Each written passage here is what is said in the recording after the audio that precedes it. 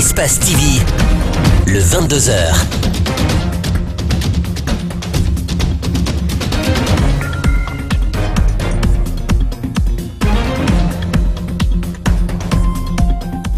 Très ravi, mesdames et messieurs, de vous retrouver pour cette nouvelle édition du 22h. Bienvenue à toutes et à tous. Conakry, la perle de l'Afrique, défigurée par les ordures en ce début de saison des pluies, les eaux de ruissellement charrient des tas d'immondices qui occupent les artères publiques, constat dans ce journal. Le cri de cœur des populations de Kansoya dans la préfecture de Koya est tombé dans de bonnes oreilles. Le ministre des Travaux publics a engagé sur place des travaux d'urgence. L'élection au sein du comité national olympique s'est déroulée le week-end dans un climat tendu au stade du 28 septembre. Mais au bout du rouleau, l'équipe sortante se maintient. Il ne pleut pas en trombe, du moins pour l'heure, dans la capitale guinéenne, mais il n'en faut pas plus pour inonder les caniveaux et mettre sur la chaussée des tas d'immondices. Tas d'immondices, automobilistes ne font pas bon ménage dans la circulation routière et l'une des conséquences de cette promiscuité sur la route, ce sont les nombreux embouteillages, comme ce fut le cas au grand marché de l'aviation ce matin. Mohamed Valectoré, Ibrahima Sori Kamara. Nous sommes au marché Tanene. Les pluies de la nuit du dimanche ont laissé une importante quantité d'eau stagnée. Les femmes ont du mal à se trouver des places pour vendre. La circulation est aussi paralysée, une situation qui interpelle les autorités du marché. Quand j'ai vu ce constat-là, j'ai dit aux marchands de se réunir pour qu'on puisse faire un assainissement en attendant que les véhicules soient là. Ça bloque les véhicules même, ça empêche les véhicules de passer. À ces eaux de ruissellement s'ajoutent ces ordures déversées sur les trottoirs. Les usagers, pour traverser sans avoir les pieds dans l'eau, sont contraints d'emprunter des mototaxis. Nous, on ne fait rien aujourd'hui. L'eau a ramassé les ordures aux devantures du marché, donc ça ne peut pas marcher comme ça. Le gouvernement n'a qu'à voir ça pour prendre leurs dispositions, pour nous aider à nettoyer complètement les caniveaux. Vous voyez l'inondation d'eau là, l'eau que vous voyez comme ça, c'est parce qu'il a plu beaucoup hier nuit, c'est dû à ça. Et voilà ce que nous demandons à la population. Il faut qu'il y ait le civisme. Quand ils viennent avec les ordures, ils les déposent. Après, ils s'en vont bras ballants comme ça. C'est ce qui nous rattrape aujourd'hui. Hein? Il faut les entasser. Et là, au moins, on sait qu'il y a de l'ordre. Mais quand vous venez jeter sur les caniveaux, c'est le problème qui nous rattrape aujourd'hui. Depuis les premières pluies dans la capitale, les dégâts sont constatés dans certains quartiers de Conakry. À chaque goutte, des déchets sont drainés sur les chaussées, provoquant ainsi des embouteillages. Et les premières pluies qui s'abattent sur la capitale ne font pas que des heureux. Des eaux de ruissellement drainent souvent des ordures sur la chaussée et provoquent des inondations. Le cas du quartier d'Abondi 3 en est une illustration. Les citoyens refusent de s'abonner au PME. Les ordures sont jetées dans les caniveaux. Conséquence directe, ce dimanche, certains se sont réveillés les pieds dans l'eau. Mohamed Kalisso. Des ordures déversées dans les caniveaux sur les voies publiques bloquent le passage des eaux de ruissellement, entraînant des inondations. À Dabondi 3, dans la commune de Matoto, des habitants se sont réveillés ce dimanche, les pieds sous l'eau. Et chaque hivernage, nous sommes inondés. D'où viennent ces ordures-là, en grande partie? C'est où? C'est Conakry de là-bas, à Dixine, en passant par le pont sur lequel le train passe. C'est ce qui fait que le petit pont que nous avons sur la route du T1 ne laisse pas le passage. Parce que le trou est très petit, très réduit. Dans ce quartier, les citoyens refusent de s'abonner au PME. Ils jettent leurs ordures sur les voies publiques, tout en comptant sur l'État pour venir les ramasser. Les PMI sont là, mais la population ne peut pas abonner. Ils ont refusé maintenant d'abonner. C'est ça qui est une réalité. Tout le monde envoie maintenant les ordures sur les canaux. C'est ça. Pourquoi ils ne sont pas abonnés? Ah, parce qu'il n'y a pas de volonté pour abonner. Les Guinéens ne veulent pas payer, mais ils veulent consommer. Les conséquences corrigent mieux que les conseils, dit-on souvent. Ce dimanche, des jeunes se sont retrouvés pour nettoyer les caniveaux, mettre les déchets sur la route, provoquant d'autres problèmes comme les embouteillages. Les ordures ménagères en ce début de saison des pluies font la loi dans les rues à Conakry, l'un des quartiers touchés par cette insalubrité. C'est bien le quartier de Bonfi dans la commune de Matam. Les ordures ménagères et les citoyens se côtoient en dépit de quelques efforts volontaristes pour sortir ces déchets des concessions. Abdraman Ba, Alseni Kamara ont fait un tour, suivez leur constat. Nous sommes dans le quartier Bonfi 3. Ici, les ordures ménagères servent de point central pour ce carrefour. La population peinée par cette saleté a choisi de prendre les choses en main, mais de la façon la moins décente. Les ordures là qui étaient dans les fossés, mais les gens ont pris maintenant pour mettre sur la route afin que l'État puisse voir ce qui se passe en réalité dans la commune de Matoto, plus précisément d'Abondi 3. Parvenir à cette maison demande de traverser toute cette boue. Quelle est la cause de ce désastre? Tu as vu là-bas, les caniveaux, c'était les deux caniveaux, c'était les deux trous. Là où l'eau doit sortir, là-bas est déjà bougé. Ce qui est l'essentiel pour nous, il faut que l'État vienne au secours. Sinon, nous, les citoyens, on n'a pas de possibilité d'arranger ça ici maintenant. Et pourtant, les citoyens ont des versions différentes sur la provenance de ces déchets. Les montagnes d'ordures là, c'est nous-mêmes les citoyens qui ont mis les ordures dans les caniveaux. Non, les ordures là qui sont là, ce n'est pas les gens qui les jettent, c'est les ordures qui viennent de Combos. C'est la route de Combos qui vient jusqu'ici là. L'eau qui descend à Combos, maintenant l'eau ramasse les ordures en plus, faire descendre jusqu'ici. Depuis l'arrivée des premières pluies, ces habitants sont confrontés à cette situation. Si rien n'est fait, les prochaines tombées risquent de causer un drame. Si l'eau vient ici, quand tu vois la maison, l'eau va rentrer. Ça c'est forcé, l'eau va rentrer. Si ici n'a pas été nettoyé, c'est pas bon pour nous. En attendant que l'État vienne dégager cette montagne d'ordures sur la chaussée, les habitants de Bonfi 3 vont devoir vivre avec cette odeur répugnante, au risque d'être exposés à des cas de maladie. Et pendant ce temps, nous apprenons que les barrages hydroélectriques du pays sont menacés de tarissement. La visite du ministre de l'Énergie et de l'Hydraulique sur les différentes installations hydroélectriques ce week-end a permis de déceler l'impact de l'activité humaine sur le potentiel d'eau dans ces barrages. L'urgence de protéger ces cours d'eau est visible, a fait remarquer le ministre Talibi Silla. L'explication d'Aminata Silla.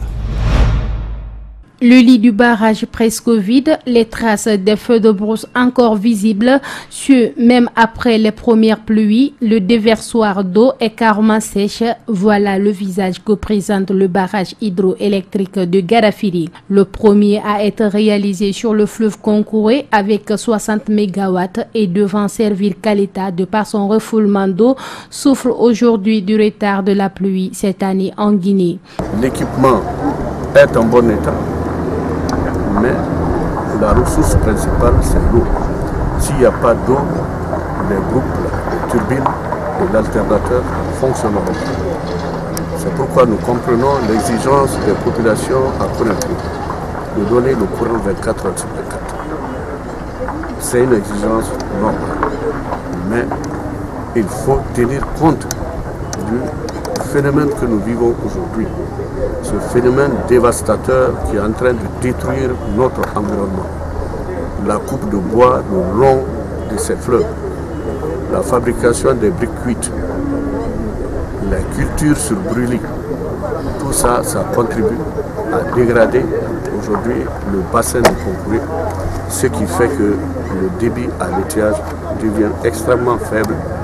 Contrairement aux 3 barrages du système Samon d'Ankindia, à savoir le barrage Banyea, Donkea et la Grande Chute, ces engins sont encore en bon état et fonctionnent en couple avec Caleta.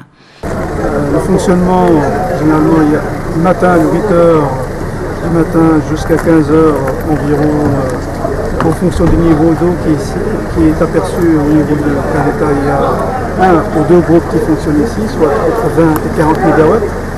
Productive, alors que Caleta n'a pas encore le niveau suffisant, donc Caleta ne fonctionne pas à ce niveau de la journée.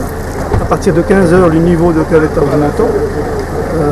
On fait fonctionner un groupe ce moment-là à Kaleta qui débite une puissance de l'ordre de 50 MW à ce niveau-là au moment vers 15 h, soit à peu près 90 MW qui est la puissance productive du couple Garafé-Kaleta.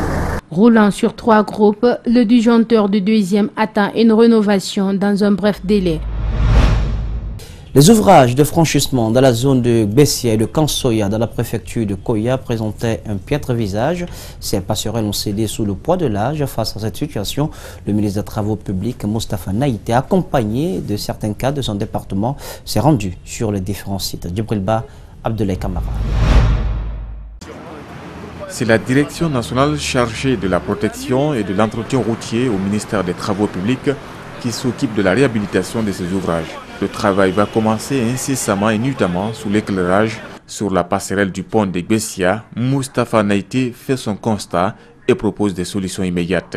On a déjà passé un ordre de service à une entreprise qui est spécialisée dans les ponts et qui va rapidement commencer le travail à ce niveau. À Bessia, comme vous avez dû constater, ce sont les gros porteurs qui passent, qui ont des hauteurs extraordinaires et qui n'informent pas et qui prennent des routes souvent qui ne sont pas appropriées. De là-bas, Moustapha Naïté et son équipe se sont rendus dans le district de Kassoya, dans la sous-préfecture de Manéa, où le pont qui relie la localité à Koya est fortement dégradé. Il sera question, selon le ministre, de faire un ouvrage pouvant tenir les grandes pluies en attendant un édifice de qualité. On constate que l'ouvrage est complètement perdu, totalement perdu. Et heureusement, la Direction nationale de l'entretien routier a déjà informé les populations pour interdire totalement le passage sur l'ouvrage, pour éviter que nous n'assistions à des drames. Donc aujourd'hui, il n'y a pas de passage ni de véhicules, ni de gros porteurs sur l'ouvrage, sur le pont. Il y a de cela des soixantaines d'années. Franchement, depuis le pont là a été construit par les moyens communautaires. Donc depuis cela, il n'y a pas eu d'entretien ni le réemblayage. Le ministre compte annoncer l'interdiction de passage des gros porteurs sur l'ouvrage qui sera réalisé dans un délai d'1 mois 45 jours. Un véritable ouf de soulagement pour les populations concernées. Et cette visite de terrain a permis au ministre des Travaux publics d'entendre et de réagir au cri de cœur des populations de Kansoya dans la préfecture de Koya. Les travaux de reconstruction du pont de Kansoya ont démarré ce lundi. Ils avancent comme prévu, mais les habitants ne peuvent pas attendre 1 mois sans se déplacer. La fête approche, il faut se nourrir, il faut travailler, bref, il faut se déplacer. Avec quels moyens et quels risques? Les réponses avec Mamadou Saliouba, El Hadj Aliouba. Kansoya, coupé en deux. Le pont qui servait de passage aux populations a cédé il y a quelques semaines. L'unique moyen de rejoindre l'autre rive est la pirogue, sans aucun gilet de sauvetage. Mais cela n'empêche, les passagers affluent. Si vous ne prenez pas la pirogue, donc vous êtes obligé de payer 14 000 combien, y aller jusqu'à Bentora et venir ici. Ici, tu n'as pas ce moyen. Vous voyez, ça ne peut pas aller. Le malheur des uns fait le bonheur des autres. Depuis le matin, les passeurs ont gagné plus de 50 000 francs guinéens et c'est une somme qui va se multiplier au fil du temps car les travaux de reconstruction vont durer plus de 2 semaines. Alors, pour faire des économies, il faut oser la pirogue. Certains n'osent pas la pirogue. Elle est trop petite, trop chargée, la crue est là. Ce n'est pas facile pour ce genre de personnes de se déplacer. Pour arriver au kilomètre 36, elles doivent payer 10 000 francs guinéens, pendant que la pirogue offre une traversée à 2 000 francs guinéens seulement. Cet homme fait la licence 3. Il doit faire une évaluation ce matin, mais impossible pour lui de traverser. Il n'a pas de moyens pour le transport terrestre. Il n'ose pas aussi la pirogue. Quand je prends l'exemple sur moi-même, je n'ose pas au pirogue parce que j'ai peur, j'ai une maladie, la vertige. Quand je monte dans le pirogue, bon, ça ne peut pas m'arranger, donc raison pour laquelle je ne peux pas m'engager sur ça. Et vous voyez, et pas que moi aussi, beaucoup de personnes d'entre nous ici, ils sont comme ça. Ils n'osent pas au pirogue de traverser dans le pirogue. Beaucoup sont dans cette situation, la plupart des élèves. Tous sont contraints d'emprunter la pirogue malgré les risques qu'il encourt. C'est très risquant pour nous. Nous, on n'a pas voulu ça. Mais malgré tout, on se force à faire ça. Sinon, il faut voir ce qui est là. Parce que si tu vois, ou même on n'accepte même pas de s'approcher parce que nos parents ont perdu leur vie ici. Et si tu vois, on accepte de s'asseoir dessus, ça, c'est dangereux pour nous. Dangereux et épuisant aussi. Tout au long du parcours, les passagers vident eux-mêmes la pirogue remplie d'eau. Après 1 heure de manœuvre, la traversée s'arrête. La crue diminue, le centre est très mouvementé. Les passeurs ne peuvent plus prendre le risque. Et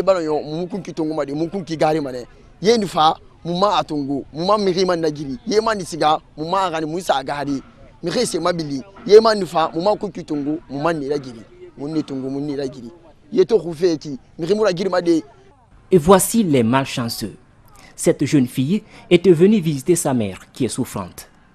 Elle n'est pas venue très tôt pour embarquer, elle doit rentrer à Matam, mais l'eau n'est plus là. Je suis venue voir ma mère ici, mais ce matin-là, nous ne devons pas toucher nous, mais il n'y a pas de route. Les pirogues aussi, ils ont garé. Il n'y a pas de l'eau aussi à partir. On ne sait pas comment nous vont chez nous. Et elle n'est pas la seule à être dans cette situation. Ces femmes doivent aller elles aussi au marché. Panier à la main, elles regardent l'autre côté de la mer, sans moyen d'y accéder. Les travaux vont durer 1 mois de calvaire pour les habitants de Kassoya. Le ministre de la Communication a rencontré ce lundi les associations de presse. Amara Sompari a exprimé sa volonté de mettre en place le code des médias qui va réglementer le secteur. Il a également fait part de son désir de renforcer les capacités des hommes de médias. Les responsables des différentes associations de presse, quant à eux, ont sollicité un siège digne du rang de la presse dans un pays démocratique. En outre, ces hommes de médias ont plaidé pour un accès libre des journalistes aux différentes sources d'information, notamment gouvernementales. Al-Senibari, Yacouba Traoré. C'est une première depuis 2 ans qu'un ministre de la Communication rencontre les associations de presse. Au cours des échanges, Amara Sompari a invité ces associations de presse à la création d'un cadre de concertation qui va plancher sur les difficultés et les besoins de la presse. Il envisage aussi mettre en place le code de la presse qui va régir le fonctionnement des médias. C'est de faire évoluer, de mettre à jour l'ensemble des textes qui régissent la profession, de les harmoniser et de les consolider à l'intérieur d'un seul document.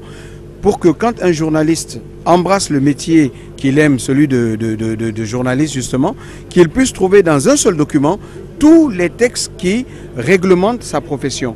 Parce que très souvent, par ignorance, par méconnaissance ou parfois par difficulté d'accès à l'information, comme vous l'avez rappelé, certaines personnes de votre métier n'ont pas accès à tous les textes qui régissent leur profession. On va essayer aujourd'hui de mettre un terme à ce problème.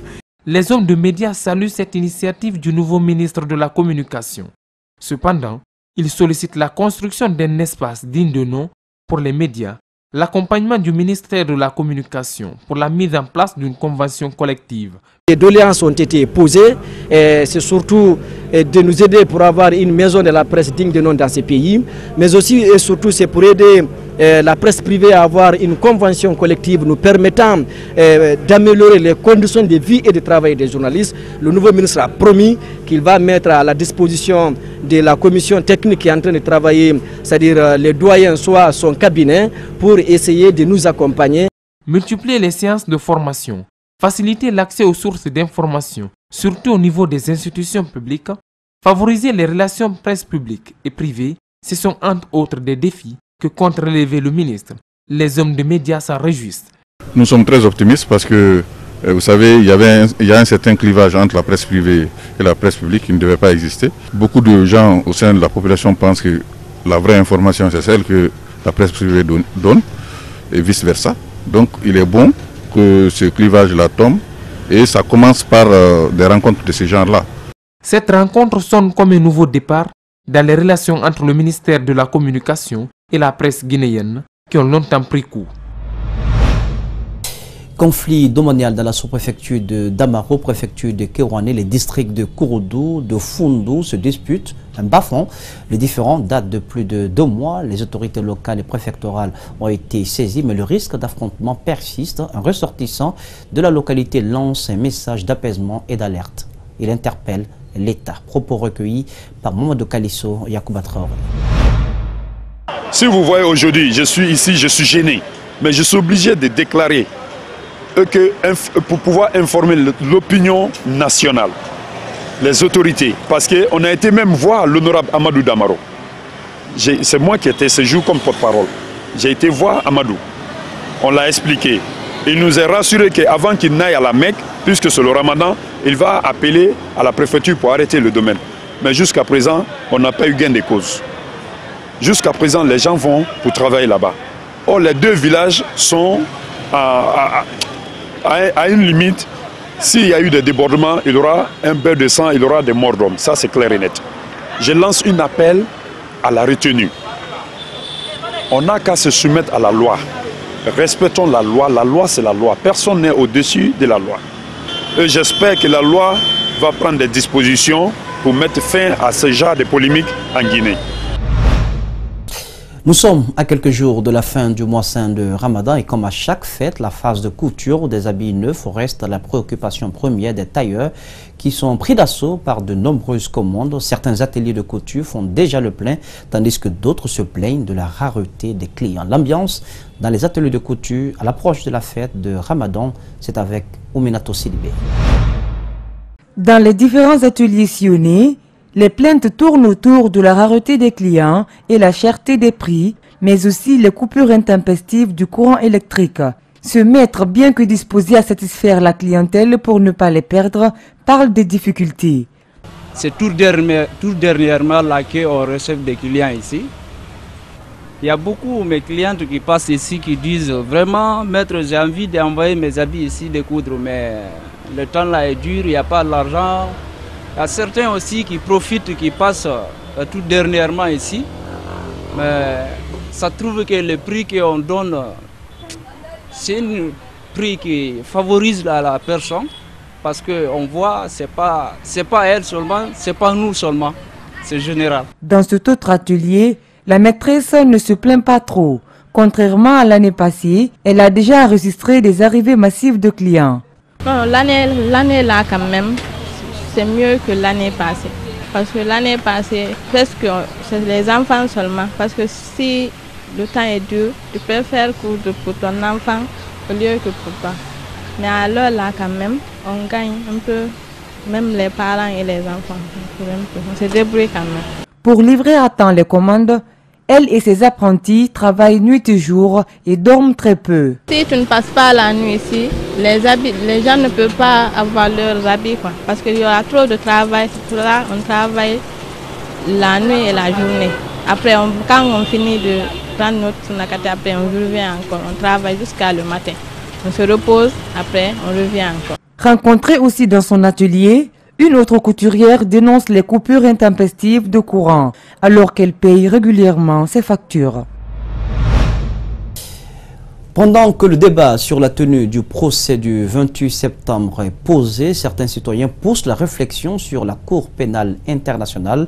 Mohamed Kamara, juriste de son État, s'interroge sur le niveau des juges de cette Cour au lendemain de l'acquittement de Jean-Pierre Bemba, alors que cet ancien vice-président congolais était condamné en première instance à 18 ans de prison pour crimes contre l'humanité, crimes de guerre.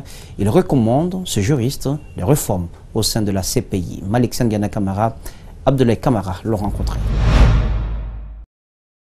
Jean-Pierre Bemba avait été condamné en première instance à 18 ans de prison en 2016. Il est acquitté depuis quelques jours. La majorité des juges en charge du dossier, soit 3 sur 5, s'est montrée favorable à cet acquittement. La nécessité de connaître le profil des personnes choisies pour cette cour devrait être pressant pour éviter une telle erreur, selon Mohamed Kamara. Les 5 juges, par exemple, qui ont rendu cet arrêt, qui fait en tout cas le contre-pied de l'arrêt qui a été rendu en 2016, ces 5, ils ont voté. Donc 3 ont opté pour et 2 n'ont pas opté pour. Donc le bureau du procureur, ensuite la chambre d'instruction qui a instruit ce dossier-là devrait quand même redoubler d'intensité. Donc le choix, c'est que c'est des postes qui sont ouverts avec un mandat. Donc c'est les États qui vont proposer leurs propres ressortissants avec un lobby à faire après pour opter pour le vote de ces personnes-là.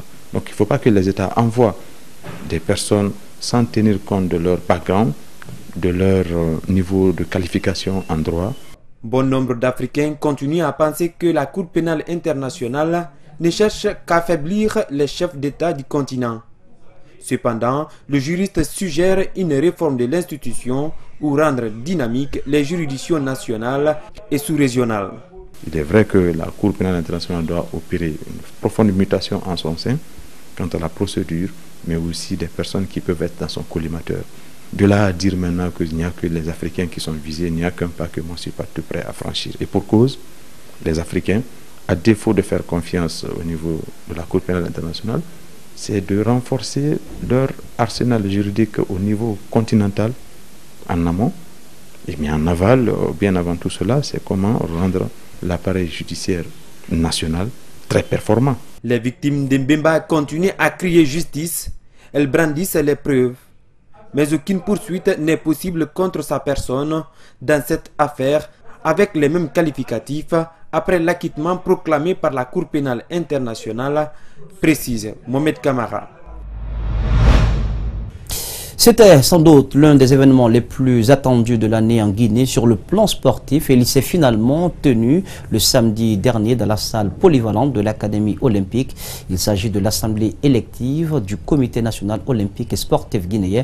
Mais au bout du rouleau, il n'y a pas eu de surprise. C'est la liste de l'équipe sortante qui a gagné à la soviétique ces élections.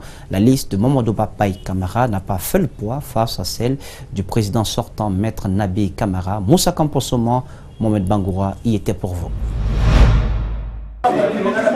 Ce qui a beaucoup plus marqué les esprits des journalistes venus couvrir cet événement, c'est la volonté des uns et des autres d'interpréter les textes en leur faveur. Des comportements qui ont engendré des disputes chaudes et parfois même des engueulades dans la salle.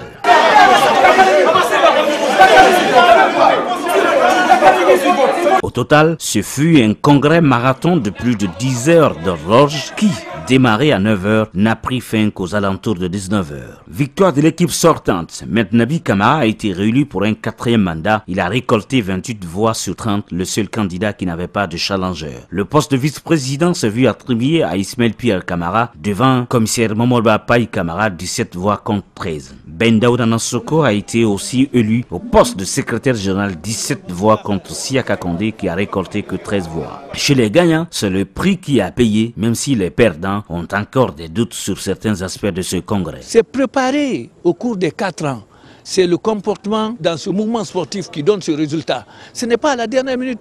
Alors, ce n'est pas la campagne, ce n'est pas... La campagne commence aujourd'hui. Celui qui a gagné, il n'a pas de mérité, il faut le féliciter, moi j'accepte.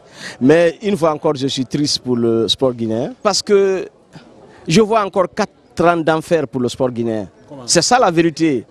Et aujourd'hui, quand on parle, les gens vont dire que nous sommes les mauvais perdants, mais nous donnons la chance, donnons le temps au temps, et ceux qui ont voté aujourd'hui viendront vers nous.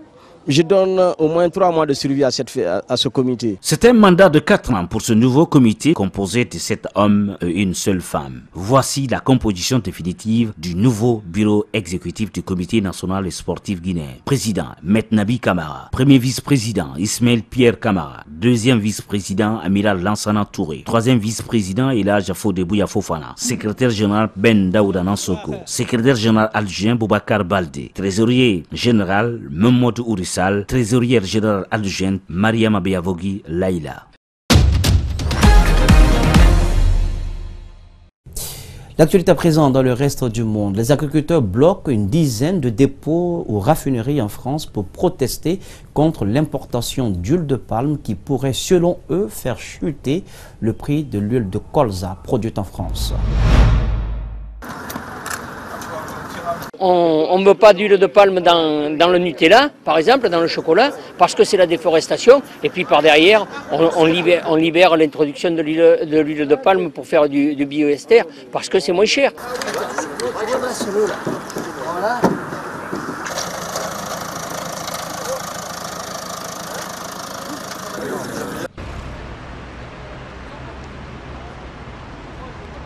On milite pour qu'en fait demain vous ayez le choix et de pouvoir consommer ce que vous souhaitez, qu'on ne soit pas massivement sous domination des importations.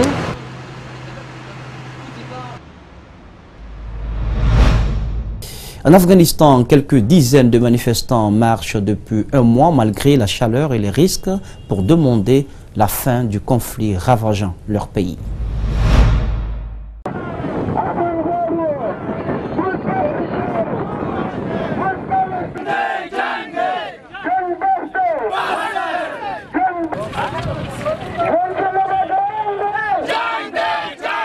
د جګړې او د مین له کبله ما د دواړه سترګې د لاس ورکړې دي. د کندهار د هرات پر لین باندې د احمدشاه ابدالي په سدوسي کې سپور وم چې پر هغه باندې مین انفجار وکړي، بیا د موټر شیشې زما په سترګو کې وموښتلې، زما دواړه سترګې ړندې سوې. نو زما دا دواړه سترګې اوس ما په هند کې معلومات کړي دي، زما دواړه سترګې جوړېږي، پیسې غواړي. نو زه اول دواړه سترګې نه غواړم، زه سوله غواړم.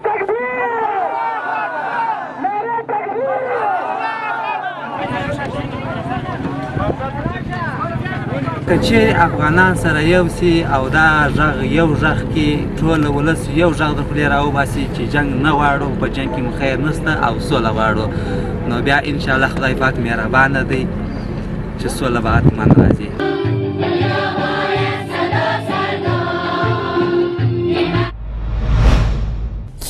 Ainsi donc, mesdames et messieurs, s'achève cette édition d'information. Au cadrage pour vos Kouriabo Kourmont était présent. À la régie, Lamine Sidibé.